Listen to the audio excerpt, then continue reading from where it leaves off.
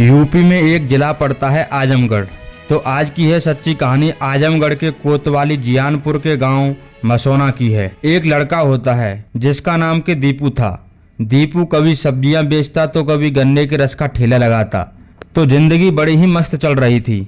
इसी बीच उसकी शादी बड़ी ही धूमधाम से 11 जून 2019 को मऊ जिले के थाना घूसी के पास एक गांव से रुचि नाम की लड़की से हो जाती है। तो कहानी को आगे बढ़ाने से पहले आपसे अनुरोध है कि अगर आप चैनल पर नए हैं तो प्लीज़ चैनल को सब्सक्राइब कर दीजिएगा और घंटी वाले आइकन को दबाना मत भूलना। शादी के बाद दोनों पति पत्नी बहुत ही खुशी से रह रहे थे, या ये कहें कि पूरा परिवार बड़ा ही खुश था। एक दिन दीपू काम से घर लौटा तो उसने देखा कि रुचि यानी कि उसकी बीवी फ़ोन पर किसी से बात कर रही थी। उसने उससे पूछा कि यह फ़ोन किसका है, तुम किससे बातें कर रही हो। रुचि बताती है कि यह फ़ोन मैंने किसी से लिया है घर पर बात करने के लिए, मैं माँ से बात कर रही हूँ। बात आई गई हो गई, लेकिन उसने एक दिन फिर से उसे फ़ोन पर बातें करते हुए देखा। तो पूछने पर इस बार भी उसने कहा कि माँ से बातें कर रही हूँ। असल में वह अपनी माँ से बातें नहीं कर रही थी, वो तो अपने एक दोस्त या ये कहें कि प्रेमी से बातें कर रही थी। बीच बीच में वो अपनी माँ से भी बातें कर लिया करती थी और माँ से कहती थी कि ये लोग मुझे बहुत परेशान करते हैं, मुझे मारते हैं। बेटी की बातों से अब मायके वालों के मन में रुचि की ससुराल वालों के लोगों के प्रति नफरत सी पैदा हो गई थी। धीरे धीरे मामला गंभीर होता जा रहा था। शादी के 3 महीने बाद ही अब पति पत्नी के बीच में झगड़े होने लगते हैं और झगड़े इतने बढ़ जाते हैं कि पति पत्नी के बीच में मनमुटाव रहने लगता है। फिर एक दिन अचानक रुचि घर से गायब हो जाती है। पहले तो दीपू उसे अपने आप आसपास ढूंढता है, पर जब उसे वो नहीं मिलती है तो वो थक हार कर जियानपुर थाने में रिपोर्ट लिखाने पहुंच जाता है। वह पुलिस को बताता है कि उसकी बीवी घर से सामान लेकर भाग गई है, कृपया करके उसे ढूंढने में मेरी मदद करें। पुलिस इस मामले की अभी जांच ही कर रही थी कि मऊ से उसकी ससुराल वाले थाने पहुंच जाते हैं और वहां पर पहुंचकर हंगामा करने लगते हैं। कहते हैं कि इन्होंने मेरी बेटी को दहेज के लिए मार दिया है। इसके बाद ससुराल वाले पुलिस पर प्रेशर बनाने लगते हैं और दीपू, उसके पिता राजेंद्र, भाभी बबीता के खिलाफ गंभीर आरोप लगाते हुए केस दर्ज करा देते हैं। पुलिस दीपू को अरेस्ट करके उसे जेल भेज देती है।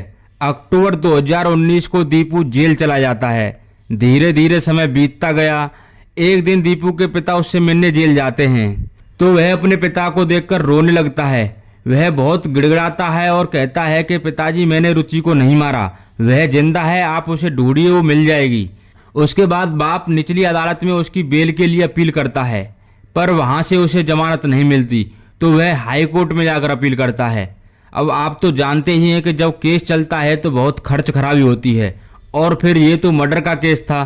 तो केस लड़ते लड़ते दीपू के घर की हालत बहुत खराब हो गई थी, सब कुछ बिक चुका था। फिर 13 महीने बाद अक्टूबर 2020 को हाई कोर्ट उसकी जमानत को मंजूरी दे देता है। और जैसे ही दीपू जेल से छूटता है तो वह सीधा जियानपुर पुलिस स्टेशन पहुंच जाता है। वहां जाकर इंस्पेक्टर से मिलता है। इंस्पेक्टर को रोते हुए बताता है कि साहब, मैंने अपनी बीवी को नहीं मारा, वह जिंदा है, इस मामले की आप फिर से जांच कर लीजिए। इंस्पेक्टर ने वहां के साथियों से इस केस के बारे में जानकारी ली। फिर उसने दीपू को फटकार लगाकर वहां से भगा दिया। दीपू रोते हुए वहां से चला जाता है, लेकिन कुछ दिन बाद फिर वापस पुलिस स्टेशन पहुंचता है और फिर उसी दरोगा से गुहार लगाता है। इंस्पेक्टर फिर उसे भगा देता है और कहता है कि फिर से यहाँ आया तो अंदर डाल दूंगा, लेकिन उसने आना बंद नहीं किया। वो डेली आता और थाने के पास ही बैठा रहता। ऐसा करते करते लंबा समय बीत गया, पर उसकी बात कोई सुनने वाला नहीं था। उसने अक्टूबर 2020 से आना स्टार्ट किया था और अब मार्च 2021 आ गया था। एक दिन वहां के एसएसआई चंद्रशेखर यादव जी की नज़र उस पर पड़ती है। वो उसे बुलाकर सारा हाल पूछते हैं। दीपू ने अपनी सारी कहानी उन्हें बता दी। उन्हें उसकी बातों में कहीं न कहीं सच्चाई नजर आई। फिर वह उसकी बीवी की तलाश में लग जाते हैं। दीपू ने उन्हें बताया कि वह फ़ोन पर किसी से बातें किया करती थी। जब चंद्रशेखर यादव जी ने उससे उस नंबर के बारे में पूछा जो कि उसकी बीवी यूज किया करती थी, पर उसके पास वो नंबर नहीं था। यादव जी उस नंबर की जांच में लग जाते हैं। वह उस लड़की के गांव भी जाते हैं, लेकिन वो उस नंबर का पता नहीं लगा पा रहे थे जिसे रुचि यूज करती थी। फिर वो इस एरिया के सभी सिम डिस्ट्रीब्यूटर से मिलते हैं और रुचि की फोटो दिखाते हैं।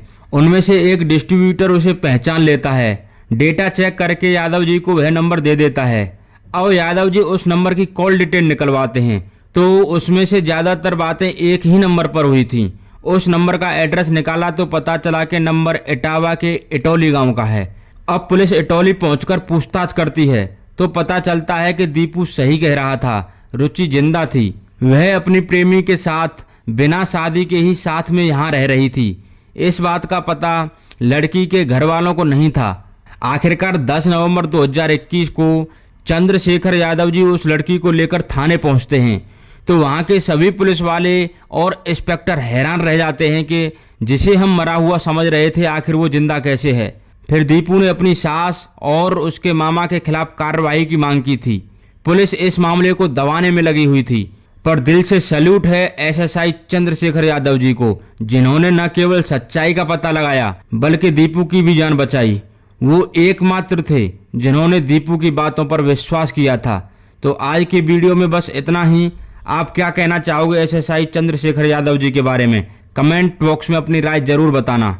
इस वीडियो के माध्यम से हमारा उद्देश्य किसी की भावनाओं को ठेस पहुंचाना नहीं है, बल्कि आपको सचेत करना है, आपको जागरूक करना है।